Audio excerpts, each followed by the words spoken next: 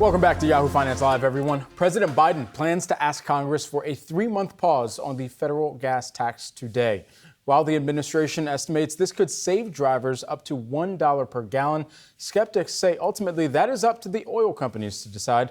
Joining us with more on this is Yahoo Finance's Rick Newman. Rick, first and foremost, the likelihood that this goes through? Slim. Many Democrats don't like it. Nancy Pelosi, the House Speaker, has called it a gimmick. Joe Manchin, who seems to be the guy who kills everything, doesn't like it as well. And it doesn't seem obvious that Biden could get many Republican votes for this. So it's a gesture, I think, Brad. Biden needs to show voters he's trying to do something about gas prices that are extraordinarily high at around $5 a gallon. But I don't think he's going to get action on this, which might be a good thing because policy analysts kind of hate this idea. Yeah, I mean, and that's for, among other reasons, one of the things that we spoke about yesterday, which the concern is that if you get rid of the gas tax, if it helps at the margin for consumers, it also could help buoy demand or at least support demand, which then feeds into the prices staying higher for longer potentially. And it also goes, you know, the president has been talking about and sort of being critical of the oil industry, but this is something that could help their profits, right? Right. So if you suspend the federal tax, and let's be clear about this, the federal tax is only 18.4 cents per gallon. It has not been raised since the early 1990s. So you mentioned that $1 figure. I don't know how you get to savings of $1 per gallon by suspending a tax that's 18.4 cents. I mean, anybody can do the math on this. Let's say your car takes 15 gallons of gas. If you get all of that savings, 18.4 cents, that's about $2.75 per fill up.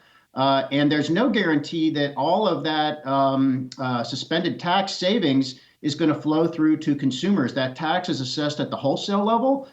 So it's possible that at the wholesale level and then the retailer selling the gas, they may try to keep prices up just to nab their share of that little windfall.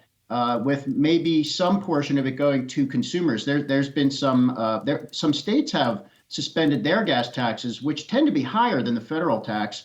And there have been there's one study by the Penn Wharton budget model on this. They found that around 75% of the savings went to consumers. The other 25% went to the providers in the supply chain. So you probably wouldn't even get the entire 18.4 cents. You might get 12 cents or 15 cents of savings per gallon. So think about that, bringing the cost down from $5 to, let's say, $4.85. Is that really going to make a difference to many people?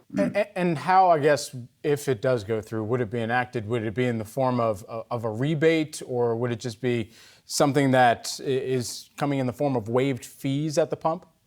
Nope. The government just stops collecting the tax at the wholesale level. So that means that does not affect the price of oil one bit. So oil still costs the same amount because this is a tax on the refined product. And we would also be talking about diesel here. That's important because diesel prices have gone up even more than gasoline prices. So the government stops collecting the tax, and Biden wants to do this for 3 months. And then it goes through the system. So the wholesalers stop paying the tax. The idea is their costs go down by a little bit, and they eventually pass the savings on to consumers. Well, we'll see what ends up happening with this and whether the president does get any political credit for at least floating the idea. Thanks so much, Rick. Appreciate it.